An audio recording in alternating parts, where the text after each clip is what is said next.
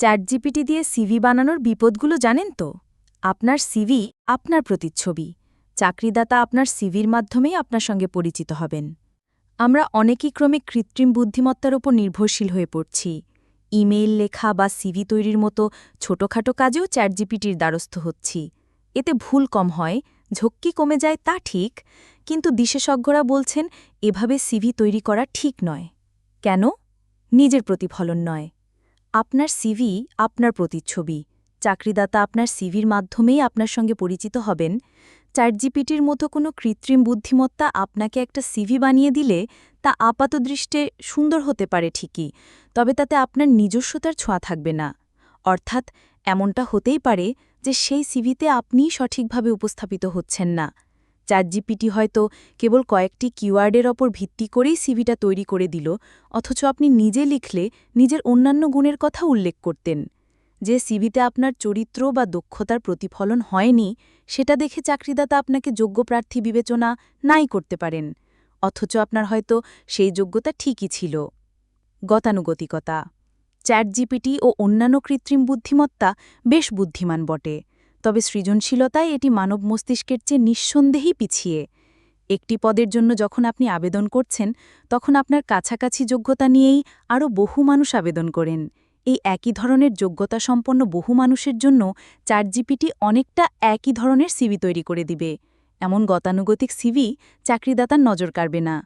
যান্ত্রিকতা। কৃত্রিম বুদ্ধিমত্তার ভাষায় মানবীয় আবেগ থাকে না। এর যান্ত্রিক ভাষা কিছুটা একঘেয়েও বটে। যান্ত্রিক ভাষা বা অতিরিক্ত নির্ভুলতা আপনার সিভির মান কমিয়ে দেয়। এমনকি এই যুগের চাকরিদাতাও বোঝেন যে এমন যান্ত্রিক সিভি হয়তো একজন প্রার্থী চ্যাটজিপিটিকে দিয়েই তৈরি করিয়েছেন। সেক্ষেত্রে তারাও বিষয়টিকে নেতিবাচকভাবে নেন। আর স্বাভাবিকভাবেই চাকরির পরীক্ষায় এমন প্রার্থীর সাফল্যের সম্ভাবনা কমে যায়। বরং যা করতে পারেন, কৃত্রিম বুদ্ধিমত্তা আপনার কাজে সহায়ক ভূমিকা রাখতে পারে। তাই আপনি কৃত্রিম বুদ্ধিমত্তাকে জিজ্ঞাসা করতে পারেন কিভাবে একটা সিভিকে সুন্দর ও আকর্ষণীয় করে তোলা যায়। অর্থাৎ আইডিয়া নেওয়া বা ব্রেইনস্টর্মিংয়ের কাজে আপনি কৃত্রিম বুদ্ধিমত্তার সহায়তা নিতেই পারেন। কিন্তু কোনো প্রতিষ্ঠানের নির্দিষ্ট চাহিদা অনুযায়ী সিভি তৈরি করার জন্য নিজের কোন ধরনের গুণের কথা উল্লেখ করা উচিত, সেটা আপনার নিজেরই ভেবে দেখা জরুরি। একটি প্রতিষ্ঠানের প্রতি আপনি কেন আগ্রহী হলেন, নির্দিষ্ট ওই পদটি কেন আপনার পছন্দ হলো, এসব নিয়েও স্বচ্ছভাবে ভেবে নিন। এসব বিষয় মিলিয়ে আপনি নিজের ভাষায় নিজের মতো করে একটা সিভি বানিয়ে ফেলতে পারবেন। সিভি তৈরি করার পর চ্যাটজিপিটিকে দিয়ে ব্যাকরণগত দিকগুলো ঠিক করিয়ে নিতে পারেন, তাতে আপনার সিভির সৌন্দর্য আরও বাড়বে।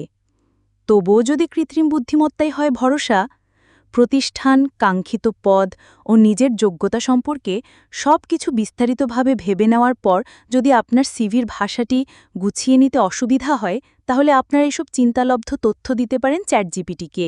তারপর বলতে পারেন এগুলো দিয়ে সিভি বানাতে। চ্যাটজিপিটির কোনো সাজানো কথাই নয়, বরং এভাবে নিজের চিন্তার ভাষাগত উপস্থাপনে তৈরি করতে পারেন আপনার সিভি। এক্ষেত্রেও চ্যাটজিপিটি কেবল আপনার কাজে সহায়ক ভূমিকাই রাখবে। চ্যাটজিপিটির মাধ্যমে সিভি তৈরির পরও নিজে পরখ করে দেখুন।